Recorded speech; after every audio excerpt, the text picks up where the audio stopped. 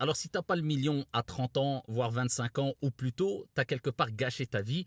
Ou bien tu n'as pas été assez intelligent. Ça, c'est la parole que lancent beaucoup de pseudo, je dis bien pseudo, traders, influenceurs, mythos, vendeurs de formations. Parce que quand on est millionnaire, apparemment, on a besoin de vendre des formations à nos jeunes. Et les jeunes, ils pensent que la norme, c'est d'être millionnaire. Et ils en font une fin en soi et un objectif suprême. Et ils ne considèrent plus cela, le fait d'avoir de l'argent, comme un moyen pour faire le bien, pour vivre et encore mieux pour se rapprocher d'Allah subhanahu wa ta'ala, puisqu'Allah azza wa jal est satisfait du riche reconnaissant. Il n'y a pas de mal d'avoir de l'argent à partir du moment où tu n'en fais pas une fin en soi, mais c'est un moyen qui te permet de faire le bien, de vivre et de faire le bien autour de toi et de te rapprocher d'Allah subhanahu wa ta'ala sans être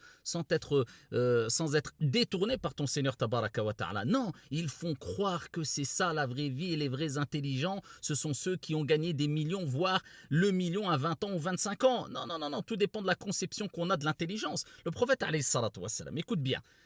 Le prophète a été interrogé dans le hadith rapporté par le Bayhaqi par un homme. Il lui a dit, Ya Rasulallah, quels sont les meilleurs des croyants? Le prophète alayhi salatu wassalam n'a pas dit ceux qui ont le plus de connaissances, ceux qui font le plus qiyamul layl, ceux qui... Non, non, non. Il dit alayhi salatu wassalam, ceux qui ont le meilleur comportement, la relation sociale.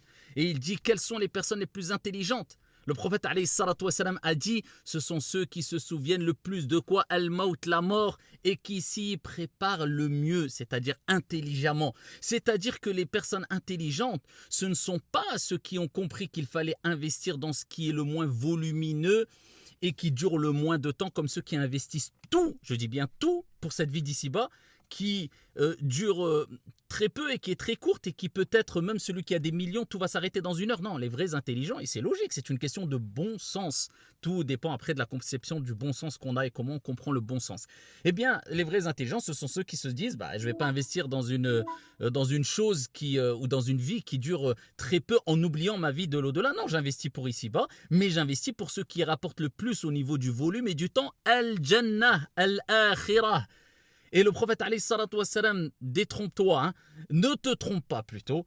Eh bien, le prophète alayhi salatu wassalam nous rappelle que celui qui est riche, c'est celui qui vivra avec al-qana'a. C'est quoi al-qana'a? C'est de se suffire de ce qu'Allah nous a donné. Et quand tu te suffis de ce qu'Allah t'a donné, il y a al-baraka, la bénédiction. Et quand il y a al-baraka, tu fais beaucoup avec peu. Tandis que le millionnaire ou le milliardaire, je dis bien, qui n'est pas reconnaissant et qui en fait une fin en soi, il n'est jamais satisfait, donc il n'est jamais apaisé, donc il n'y a pas de baraka. Donc il ne pourra pas faire tout ce qu'il veut vraiment avec la grande quantité qu'il a. Donc tout est une question de qana'a, se suffire de ce qu'on a, et de baraka, de bénédiction, et de garder les pieds sur terre. Garder les pieds sur terre. Celui qui a réussi vraiment, wallah, c'est pas celui qui à 25 ans forcément a été millionnaire ou milliardaire. Encore une fois, s'il l'a été en étant intelligent et sage, sans oublier Allah subhanahu wa ta'ala et son messager alayhi salatu wassalam, et en faisant une priorité pour lui, l'au-delà, il n'y a pas de mal. Mais en général, ce n'est pas le cas malheureusement, ma'al asaf. Non, celui qui a vraiment réussi, c'est celui qui à 20 ans ou 25 ans a rendu heureux ses parents, a rendu joyeux ses parents. C'est celui qui à 20 ans ou 25 ans, ou peu importe, a réussi à faire son pèlerinage avec de l'argent halal, et s'il en avait les moyens. Celui qui a vraiment réussi, c'est celui qui s'est marié tôt et a assumé son rôle de bonhomme comme il se devait, avec un bon comportement. Celui qui a réussi, c'est celui qui a appris le Coran. Et c'est celui qui a réussi à appliquer le Coran. C'est celui-là qui a réussi. Donc garde